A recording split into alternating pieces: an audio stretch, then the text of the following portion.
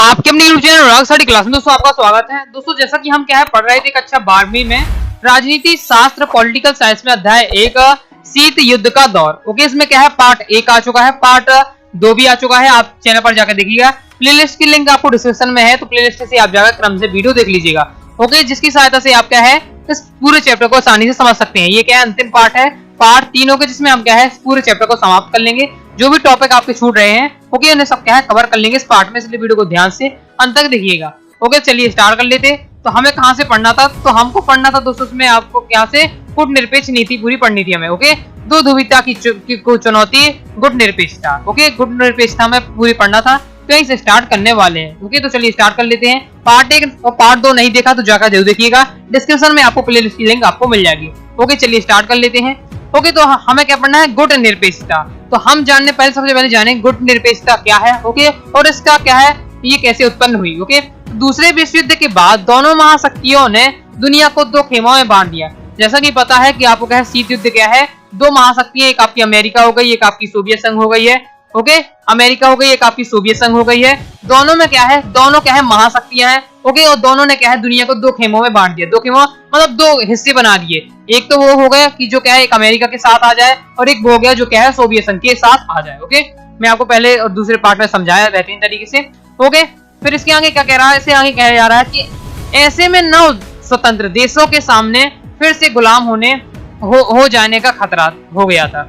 मतलब क्या है देखिए बहुत सारे ऐसे देश थे उस समय जो क्या है तुरंत ही क्या स्वतंत्र हुए थे। जैसे हम भारत की बात करें तो भारत कब हुआ आजाद हुआ, 1947 में भारत अपना आजाद हुआ। ओके, तो अब क्या है ये तो पता है कि जो भी विश्व में जो भी देश है वो उसे किसी न किसी के साथ शामिल होना पड़ेगा। अमेरिका के साथ शामिल हो या क्या है सोवियत संघ के साथ शामिल हो। लेकिन जो नए स्वतंत्र देश थे भारत है और कई भी ऐसे देश थे जो अन्य देशों के गुलाम थे, लेकिन अब क्या है उनने क्या है आंदोलन के कारण क्या है वो अब स्वतंत्र हो चुके हैं। ओके, अगर वो किसी के साथ मिलते, अमेरिका के साथ मिलते तो अमेरिका की फिर से गुलामी करनी पड़ेगी, सोवियत संघ के साथ मिलते तो सोवियत संघ की गुलामी पड़नी पड़ेगी। एक प्रकार से क्या है उनसे दोबारा गुलाम हो जाने का खतरा था अगर क्या है दोनों महाशक्तियों में से किसी के साथ भी मिलते। ओके, तो ये क्या है नव, जैसे अपने भारत ही एग्जाम्पल है तो भारत के साथ भी यही समस्या थी। ओके, जो क्या है नव स्वतंत्र देश थे, जो क्या है अभी क्या है स्वतंत्र हुए थे, गुलाम थे। ओके, उसके बाद क्या है स्वतंत्र हुए। ओके, इस परिस्थिति में कुछ देशों ने दोनों खेमों और गुटों से अलग रहने का फैसला लिया। तो इस स्थिति में क्या हुआ, कई ऐसे देश है जो क्या है नए स्वतंत्र हुए थे। ओके, और इन जो क्या है दोनों में शामिल नहीं होना चाहते। मैं आपको बताऊं दोनों में आपको शामिल होना, किसी ना किसी में आपको शामिल होना पड़ेगा, अमेरिका में हो या सोवियत संघ के आप शामिल हो। ओके, जिसके साथ भी आपको रहना उसके साथ आपको रहना पड़ेगा। ओके, लेकिन कई ऐसे देश थे ना दोनों के साथ नहीं रहना चाहते, ना वो अमेरिका के साथ रहना चाहते थे ना वो सोवियत संघ के साथ रहना चाहते थे। तो इस स्थिति में क्या है कुछ ऐसे देशों ने क्या है फैसला लिया कि हमें क्या है किसी के साथ नहीं रहना, ना अमेरिका के साथ रहना ना सोवियत संघ के साथ रहना। तो ऐसे गुट निरपेक्ष आंदोलन के नाम से ही जाना जाता है। इसे क्या है गुट निरपेक्ष आंदोलन के नाम से जाना जाता है। अब आप समझ गए गुट निरपेक्ष क्या है। तो गुट निरपेक्ष क्या है मैं आपको एक बार शॉर्ट में समझा देता हूँ। देखिए आपको पता था क्या है कि शीत युद्ध का है, दो देश महाशक्तियां आपस में लड़ रही हैं और दोनों महाशक्तियों ने क्या है पूरे विश्व को दो हिस्सों में बांट दिया है, अमेरिका में और सोवियत संघ में। ओके, दो हिस्सों में बांट दिया है और दोनों क्या है जो छोटे छोटे देश हैं तो उन्हें के सामने शर्त रखी है किसी न किसी में आपको शामिल होना होगा। वो आपकी इच्छा किस में आपको शामिल होना है, अमेरिका के साथ हो या सोवियत संघ के साथ हो या, लेकिन शामिल होना पड़ेगा। लेकिन कई ऐसे देश थे जो चाहते थे कि ना मुझे अमेरिका के साथ रहना पड़े ना सोवियत संघ के साथ रहना पड़े। इस स्थिति में क्या उन्होंने अपना एक अलग ही गुट बना लिया, उसका नाम दिया गुट निरपेक्ष ओके आंदोलन। और वो क्या है स्वतंत्र रहेंगे, ना मुझे क्या है अमेरिका के साथ रहना ना ही मुझे सोवियत संघ के साथ रहना, इस प्रकार से उन्होंने कहा। ओके, इसे क्या है गुट निरपेक्षपन कहते हैं। ओके, आंदोलन कहते हैं। चलिए आगे इसके देख लेते हैं। तो गुट निरपेक्ष आंदोलन की क्या है, आंदोलन की नींव 1955 में बार्डुंग सम्मेलन में पड़ चुकी थी। ओके, 1955 में बार्डुंग सम्मेलन हुआ था, उसमें क्या है गुट निरपेक्ष की बात हुई थी। अब ये बहुत ही ज्यादा इंपॉर्टेंट क्वेश्चन है, अति महत्वपूर्ण वस्तुनिष्ठ प्रश्न में आता है आपका।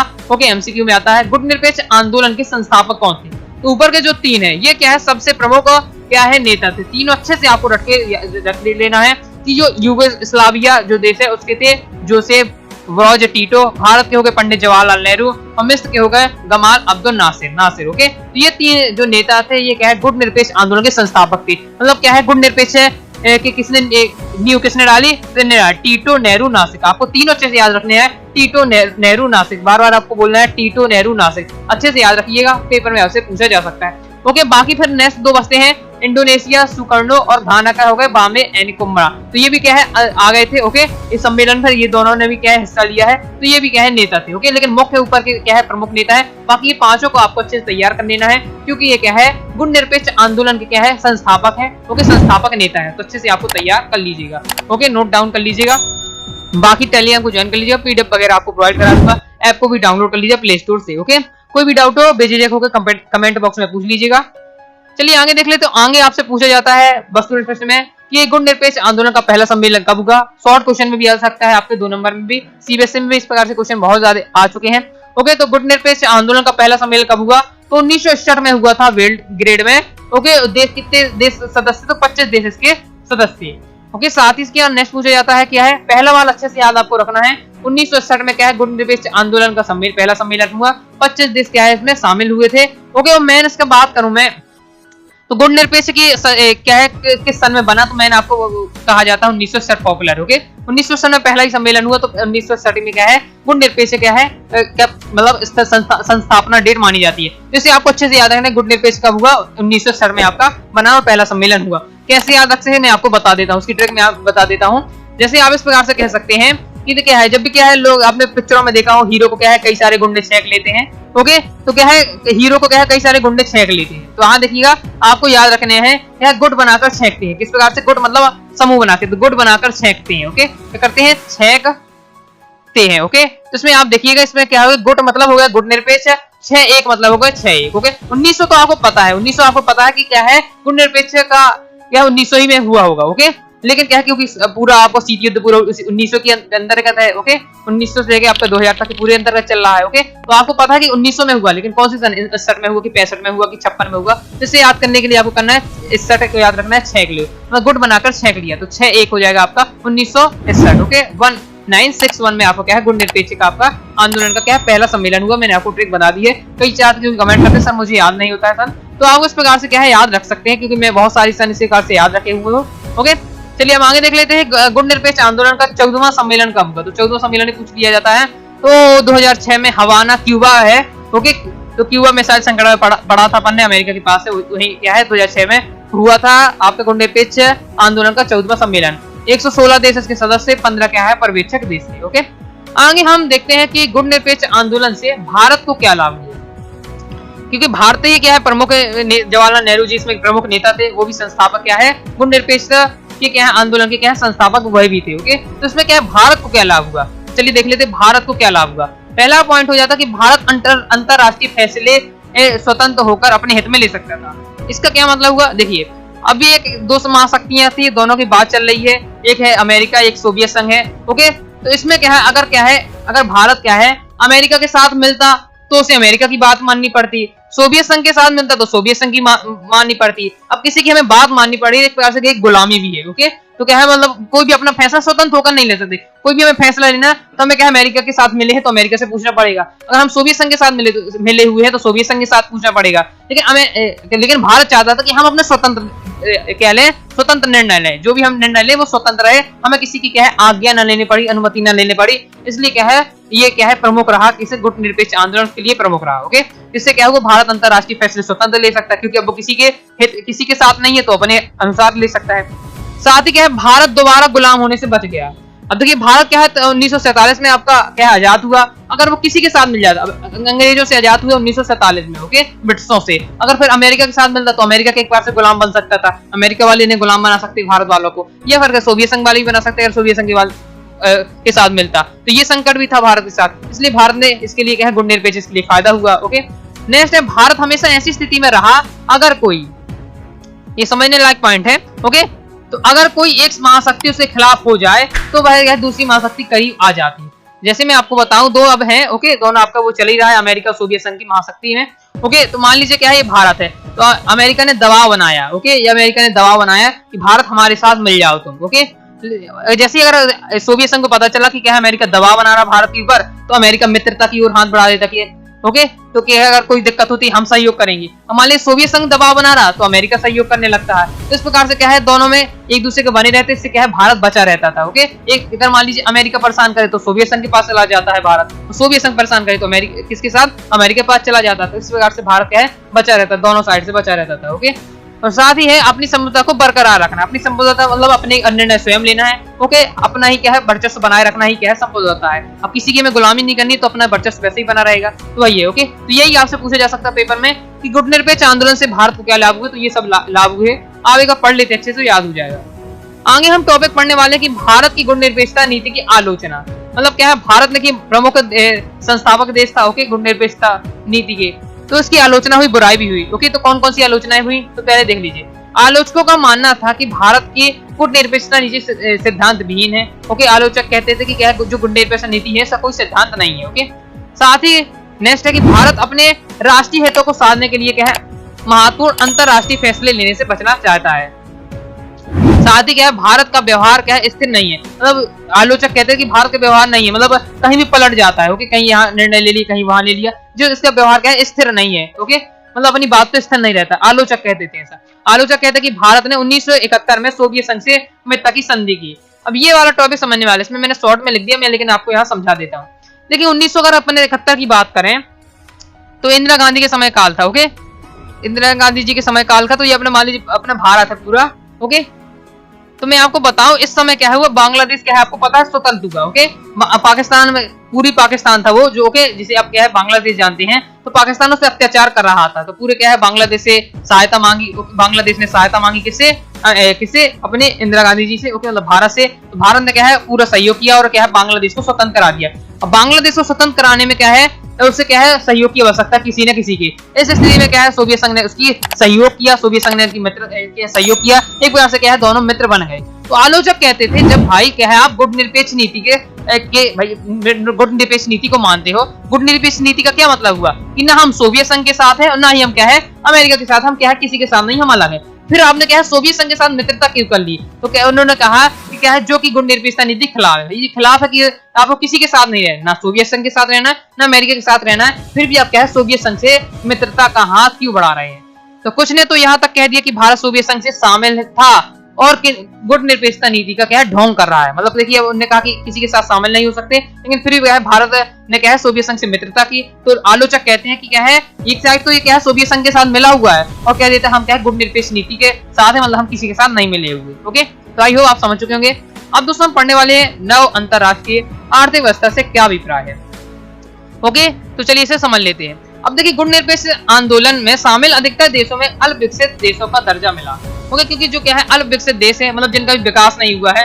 अब अधिकतम क्या है जो देश गुलाम होकर आजाद हुए, अब जो गुलाम थे आजाद हुए तो पता कैसी स्थिति जब देश आजाद हुआ था, वो एकदम गरीब था। ओके, बहुत सारी समस्याएं थी, तो अल्प विकसित देश थे और यह देश क्या है गरीब और पिछड़े हुए थे। इनके सामने सबसे बड़ी चुनौती क्या थी इन देशों के सामने कि आर्थिक विकास करना था, अपनी जनता को क्या है गरीबी से निकालना था, ये सब समस्याएं थी। ओके, तो बिना आर्थिक विकास के क्या है इनके सामने फिर से गुलाम हो जाने का खतरा था। मान लीजिए इनके पास पैसा नहीं है, फिर किसी से पैसे मांगेंगे और क्या है वही पैसे दे के धीरे धीरे से क्या है उसे गुलाम बना सकता है। ओके, तो गुलाम बनने की भी समस्या थी। मान लीजिए कोई दोबारा आक्रमण कर दे तो वैसे भी जीत नहीं पाना, क्योंकि पैसे की कमी है, सब कुछ की कमी है, तो भी ना जीत पाएगा, तो गुलाम बन जाएगा। तो ये भी समस्या थी कि अगर पैसा नहीं है, आर्थिक स्थिति सही नहीं है, फिर गुलाम हो सकते हैं। ओके, और इन देशों की सहायता के लिए फिर क्या बनी है नव अंतरराष्ट्रीय व्यवस्था की धारणा का जन्म हुआ। ओके, तो इसलिए क्या है नव अंतरराष्ट्रीय व्यवस्था का धारणा का जन्म हुआ।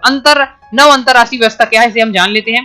तो 1972 में संयुक्त राष्ट्र संघ के व्यापार और विकास से संबंधित सम्मेलन हुआ। ओके, जिसे हम क्या है UNCTAD कहा जाता है। इसका फुल फॉर्म आप देख सकते हैं United nation conference of trade and development, संयुक्त राष्ट्र संघ के व्यापार और विकास सम्मेलन, ये इसका फुल फॉर्म याद रख लीजिएगा। ओके, नामक रिपोर्ट में छपी है, आप देख लीजिएगा। अब इस रिपोर्ट ने क्या है निम्नलिखित बातें बताई। मतलब क्या है इस रिपोर्ट ने बताया जैसे बहुत सारे जो गुटनिरपेक्ष नीति में शामिल हैं, गरीब देश हैं, अविकासशील देश हैं। ओके, मतलब विकासशील देश हैं। ओके, तो उन्हें क्या है अगर इन सब समस्याओं से निकलना है, जो यहाँ समस्याएं बताई, कितनी सारी समस्या बताई है यहाँ, ये इतनी सारी समस्याएं बताई है, ये सभी समस्याएं थी। ओके, इन समस्याओं से निकलना है तो क्या है इन बातों को मानना चाहिए, इन सुझाव को मानना चाहिए उन्हें। ये सब प्रस्ताव रखे अगर मान लेते हैं तो फायदे में रहेंगे वो दोस्त देश। ओके, जिन्हें क्या है अपना विकास करना है। अब कौन कौन से रखे इसमें प्रस्ताव, तो पहला है हो जाता है अल्प विकसित देशों का उनके प्राकृतिक संसाधनों पर पूर्ण नियंत्रण होना चाहिए। तो उन्होंने कैसे रिपोर्ट ने कहा कि जो देश क्या है अपना विकास करना चाहते तो जो उनके प्राकृतिक संसाधन है उन्हें पूरा नियंत्रण होना चाहिए, मतलब कभी भी क्या है किसी भी प्रकार से किसी का गुलाम नहीं होना चाहिए। ओके, जो उनके देश के प्राकृतिक संसाधन उनका क्या है उन्हीं का पूरा नियंत्रण होना चाहिए। दूसरा रखा कि इन देशों के क्या है पहुंच है पश्चिमी देशों की बाजारों तक होनी चाहिए। अब ये क्या है छोटे छोटे देश थे, इनकी पहुंच नहीं पहुंच पाई थी, कहा था पश्चिमी देशों में। पश्चिमी देशों में जो होते हैं वो क्या है बहुत अमीर है। ओके, पश्चिमी देश थोड़ा अमीर है, तो अगर वहां जाएंगे वहां व्यापार करेंगे अपना माल बेचेंगे तो अच्छे ऊंचे दाम में बेचेंगे, अच्छे महंगे माल बेच सकते हैं और अच्छा मुनाफा कमा सकते हैं और अपनी क्या है आर्थिक स्थिति को सुधार सकते हैं। ओके, तो इन्हें क्या है अपने पश्चिमी देशों से क्या है संबंध बनाने चाहिए, पश्चिमी देशों में क्या है बाजार व्यापार करना चाहिए। ओके, तो इससे क्या है उनको अच्छा पैसा मिलेगा, मुनाफा होगा और इससे क्या है आर्थिक स्थिति सुधरेगी। साथ ही उन्हें सुझाव दिया पश्चिम देशों में क्या है महंगाई जा रही है, ओके, टेक्नोलॉजी की लागत कम होगी। साथ ही क्या है इन लोगों के अब देखिए अच्छा में क्या है माल उत्पादन करना है, अच्छे माल बनाना, माली वस्त्र उद्योग है, कोई भी उद्योग है, अच्छा में क्या टेक्नोलॉजी होगी तो हम क्या है ज्यादा क्या है उत्पादन कर पाएंगे। लेकिन इसके लिए टेक्नोलॉजी चाहिए, मशीनें चाहिए, और क्या है वो मशीनें क्या है विकासशील देशों के पास थी नहीं। ओके, तो क्या है ये क्या है पश्चिमी देशों के पास जो टेक्नोलॉजी है उसका उपयोग कर सकती है कम लागत पर। ओके, कम लागत पर करें, ओके, मिल जाए। साथ ही क्या है अल्प विकसित देशों की अंतरराष्ट्रीय आर्थिक संस्थाओं में भूमिका बढ़ाई जाए। साथ ही क्या है जो अंतरराष्ट्रीय संस्थाएं थी, अब दोस्तों आपको कमेंट बॉक्स में मुझे बताना है कि क्या अंतरराष्ट्रीय संस्थाएं कौन कौन सी है। कोई से दो बता दी, मैं आपको पढ़ा चुका हूँ। ओके, अब दो आपको क्या अंतरराष्ट्रीय संस्थाओं बतानी, दो या दो से अधिक आप कमेंट बॉक्स में बताइए। साथ ही उनकी स्थापना कब हुई ये भी आप बताइएगा। ओके, अगर आपको याद हो। ओके, तो क्या है जो संस्थाएं बनती है बहुत सारी, ओके, उनमें क्या है उनमें अपनी क्या है भूमिका बनाए, उनमें शामिल हो, उनमें हिस्सेदारी करें। अगर देखिए संबंध बनाएंगे तब तो फायदा होगा। अभी सभी देशों संबंध होंगे तो व्यापार होंगे, व्यापार अच्छे होंगे तो पैसा आएगा। ओके, उन्हें क्या है सुझाव मिलेंगे, साथ ही आर्थिक सहयोग मिलेगा, सैनिक सहयोग मिलेगा, हथियार वगैरह कुछ मतलब कुछ भी चाहिए तो संबंध हो गए, जब रिश्तेदारी नातेदारी होगी तब तो उन्हें सहयोग मिलेगा। तो क्या है क्या है अल्प विकसित देशों को क्या है अंतरराष्ट्रीय आर्थिक संस्थाओं में क्या है भूमिका बढ़ानी चाहिए। ओके, अब दोस्तों हमारा लास्ट टॉपिक इसमें रह जाता है कि गुटनिरपेक्षता ना तो पृथकवाद है और ना ही तटस्थता है। ओके, तो इसे आपको समझाना इस प्रकार से क्वेश्चन पूछा जा सकता है कि समझाइए कि गुटनिरपेक्षता ना तो पृथकवाद है ना ही क्या है तटस्थता है। ओके, इसे आपको एग्जांपल से पूरा समझाना है और पूरा आपको विस्तार से समझाना है। चलिए मैं बता देता हूँ ये टॉपिक क्या है सबसे कठिन माना जाता है इस चैप्टर में। ओके, तो मैं आपको बेहतरीन तरीके से समझा रहा हूँ, ध्यान से सुनिएगा मैं, क्योंकि मैंने अधिकतम स्टूडेंट को ऐसा देखा है। तो चलिए पहले हम जानते हैं पृथकवाद को पढ़ेंगे, फिर उसके बाद तटस्थता को पढ़ेंगे। पृथकवाद क्या है? तो पृथकवाद का मतलब होता है अपने को अंतरराष्ट्रीय मामलों से काट कर रखना। अब अंतरराष्ट्रीय मामलों से काट कर रखना एग्जांपल है, मान ली दो देश है और तीन देश है। ओके, तो एक ए हो गया, एक बी हो गया, एक सी हो गया। ओके, तो ए और बी आपस में क्या है लड़ाई चल रही है। ओके, तो सी वाले को सी वाले को क्या है कुछ मतलब नहीं है, लड़ते रहे चाहे मरते रहे, मुझे कुछ इससे कुछ मतलब नहीं है। ओके, तो ये हो जाएगा क्या हो जाएगा पृथकवाद। क्या है उससे कोई मतलब नहीं, अंतरराष्ट्रीय मामलों से क्या है अलग रखना है, काट कर रखना, ये हो जाएगा पृथकवाद। ओके, इसे हम देख लेते हैं। जैसे 1700 क्या है आपका 87 में अमेरिका क्या है स्वतंत्र लड़ाई हुई थी। ओके, 1787 से 1914 तक अमेरिका ने अपने आप को क्या है अंतरराष्ट्रीय मामलों से अलग रहा। मतलब इस सन के बीच 1787 से 1914 तक अमेरिका को कोई मतलब नहीं रहता कि कोई भी देश के कुछ भी करता रहे, मुझे उससे कोई मतलब नहीं। वो अपने आप में बस मगन रहता था, उसे कोई मतलब नहीं चाहिए एक दूसरे देश से युद्ध करते रहे, लड़ते रहे, भिड़ते रहे। ओके, चाहे दोस्ती ज्यादा हो कम हो, उसे कुछ मतलब नहीं है। ओके, उसे बस केवल अपने अपने मतलब था इस सन के बीच। ओके, 1787 से लेकर 1914 मतलब क्या है अमेरिका क्या था इतने सन तक क्या था एक पृथकवाद को क्या है अपनाता था। ओके, अमेरिका ने क्या है पृथकवाद की विदेश नीति अपनाई थी। ओके, मतलब इस सन तक मतलब 1914 तक क्या है ये क्या है पूरा क्या है पृथकवाद की नीति अपनाता था। ओके, इसे पृथकवाद की नीति कहते हैं, जबकि गुटनिरपेक्ष देशों ने भी कभी भी पृथकवाद की नीति नहीं अपनाई। देखिए किस प्रकार नहीं अपनाई, देखिए अभी यहाँ क्या लिखा है गुटनिरपेक्षवाद जो क्या है गुटनिरपेक्ष देश थे लेकिन उन्होंने क्या है पृथकवाद की नीति नहीं अपनाई। कैसे, किसमें क्या मतलब है, जो दो देश है दो दोष है, इसका मतलब क्या है दो देश का मतलब दो देश आपस में लड़ रहे हैं, तो जो तीसरा देश है उसे इन दोनों से कुछ मतलब नहीं है, ना इनकी सहयोग करे, ना इन्हें सुझाव दे, ना क्या हो रहा है, इसे कुछ मतलब नहीं है दोनों देश से, इसे कहते हैं पृथकवाद। लेकिन क्या होता है जब भी क्या है युद्ध होता है कुछ भी होता है दो देशों में, तो वो जो गुटनिरपेक्ष नीति के देश है मान लीजिए भारत है, तो क्या तुरंत सुझाव देने लगता है, दोनों में समझौता बनवाने लगता है, उन्हें सलाह देता है भाई साहब युद्ध ना करो। ओके, या उन्हें क्या है बताता है कि समझौता करवाता है। लेकिन इसमें क्या है एक बार से क्या है इनमें क्या है दखल देता है, इन दोनों युद्ध में दखल देता है। जबकि क्या है पृथकवाद का मतलब है कि दोनों से मतलब न रखना, कुछ भी होता रहे मुझे मतलब नहीं है। लेकिन क्या है जो गुटनिरपेक्ष नीति के क्या है देश है वो क्या है इनसे मतलब रखते हैं, तो इसलिए हम कह सकते हैं कि जो क्या है गुटनिरपेक्ष नीति के देश थे वो क्या है पृथकवाद की नीति को अपनाते थे। ओके, तो पृथकवाद की नीति को नहीं अपनाते थे ये कहा जा सकता है, क्योंकि क्या है उसका मतलब है कि किसी भी लड़ाई में दखल ना देना पृथकवाद का। लेकिन क्या है गुटनिरपेक्ष जो देश थे वो क्या है दखल देते थे और क्या है समझौता वगैरह करवाते थे, तो हम कह सकते हैं कि क्या है, जो गुट निरपेक्ष नीति के देश थे ओके, वो क्या है, पृथकवाद की नीति को नहीं अपनाते थे। ओके, गुट निरपेक्ष देशों ने हमेशा क्या है, शांति और स्थिरता बनाए रखने के लिए प्रतिद्वंदी गुटों के बीच क्या है, मध्यस्थता या समझौता में प्रक्रिया की भूमिका निभाई, जो कि मैं आपको बता चुका हूँ। ओके, तो अब क्या हम कह सकते हैं, इससे क्या कह सकते हैं कि जो क्या गुट निरपेक्ष वाले देश थे वो क्या है पृथकवाद का क्या है, पालन नहीं करते थे, पृथकवाद की नीति को नहीं अपनाते थे। हम देखते हैं तटस्थता। तो तटस्थता का मतलब है मुख्यतः युद्ध में शामिल न होने की नीति। अब देखिए, मैं आपको समझा दे तो तटस्थता क्या है, दोनों में थोड़ा अंतर है, एक ही जैसा है लेकिन थोड़ा सा अंतर है, उसे समझना है। पृथकवाद समझ चुके हैं, तो पृथकवाद क्या है, 3 देश हैं, 2 देश आपस में लड़ रहे हैं, तो तीसरे वाले को कुछ मतलब नहीं है, कुछ भी मतलब नहीं है। ओके, ना समझौता कराएगा, ना सहयोग करेगा, ना हथियार देगा, ओके, ना सलाह मशवरा देगा, ये हो गया पृथकवाद। तटस्थता क्या है, तटस्थता क्या हो जाती है कि दोनों देश क्या है, आपस में लड़ रहे हैं। ओके, तो ये क्या है, युद्ध में शामिल नहीं होगा, मतलब ना इसके साथ मिलेगा ना इसके साथ मिलेगा, लेकिन क्या है, मान लीजिए इसने कहा कि भाई हमें क्या है, कुछ मतलब क्या है, युद्ध में सहयोग नहीं करेगी, युद्ध के अलावा सहयोग कर सकता है। मान लीजिए थोड़ा बहुत क्या है, अलग किसी टॉपिक समझना है या कोई भी, तो समझा देगा, लेकिन युद्ध से संबंधित कोई भी ना हथियार देगा, ना युद्ध से संबंधित मतलब कोई भी काम नहीं करेगा, बाकी सभी में पूरा सहयोग करेगा दोनों को जिसका विषय करना हो, लेकिन युद्ध से संबंधित तो नहीं करेगा। ये हो जाता है तटस्थता। ओके, तो मुख्य युद्ध से शामिल ना होना, मतलब मुख्य युद्ध हो रहा है लड़ाई में, उसमें शामिल ना होना, ये हो जाता है आपकी तटस्थता। आई होप आप समझ चुके होंगे। पढ़ लेते एक बार थ्योरी। तो क्या जो देश तटस्थता की नीति का पालन करते हैं उनके लिए यह जरूरी नहीं है कि वह युद्ध को समाप्त करने में कोई मदद करे, मतलब युद्ध को समाप्त करने में कोई मदद करे। ऐसे देश ना तो युद्ध में शामिल होते हैं, ना ही युद्ध का सही या गलत होने का कोई पक्ष लेते हैं, ना उन्हें क्या है युद्ध में शामिल होना, ना ये कहते कि तुम जीत जाओगे, उससे उन्हें कुछ मतलब नहीं है, ना सही गलत बताते थे। ओके, परंतु गुट निरपेक्ष देशों ने तटस्थता का पालन भी नहीं किया, ना उन्होंने पृथकवाद का पालन किया, ना ही तटस्थता का किया। इन देशों ने क्या है, युद्ध को टालने का प्रयास किया, मतलब क्या है, ये गए हैं, उन्हें समझौता कराया, टालने का प्रयास किया है। एक बार से क्या है, ये भी क्या है, तटस्थता का पालन नहीं करते थे। विभिन्न दुश्मन देशों के बीच समझौता कराने का भी प्रयास किया, जिनके बीच क्या है, युद्ध हो रहा था, और उसे भी खत्म करने का प्रयास किया। ओके, तो इसमें हम कह सकते हैं कि जो गुट निरपेक्ष नीति जो अपनाते थे देश, ना तो वो तटस्थता का पालन करते, ना ही क्या है, पृथकवाद की नीति को अपनाते थे। ओके, इस प्रकार से ये अपना क्या चैप्टर खत्म हो जाता है। ओके, तो इस प्रकार से अपना चैप्टर खत्म हो जाता है। पार्ट 1 नहीं देखा तो पार्ट 1 भी देख लीजिए, पार्ट 2, ये पार्ट 3 आपका समाप्त हो जाता है। नेक्स्ट हम अगला टॉपिक अगला चैप्टर पढ़ेंगे। डिस्क्रिप्शन में प्लेलिस्ट की लिंक है, तो आप जहां से जाकर क्रम से पूरे चैप्टर पढ़ सकते हैं। ओके, तो आई होप वीडियो पसंद है, वीडियो को लाइक करके चैनल को सब्सक्राइब जरूर करिएगा। साथ ही आपको टेलीग्राम को ज्वाइन कर लेना है, इंस्टाग्राम में आपको फॉलो कर लेना है, प्ले स्टोर से ऐप को डाउनलोड कर लीजिए, जिससे आप क्या है, कोर्स को एक्सेस कर सके। फ्री मटेरियल के लिए वेबसाइट को भी आपको ज्वाइन कर लेना है। कोई भी डाउट हो कमेंट बॉक्स में पूछ लीजिएगा। मिलते हैं दोस्तों नेक्स्ट वीडियो में, तब तक के लिए बाय बाय।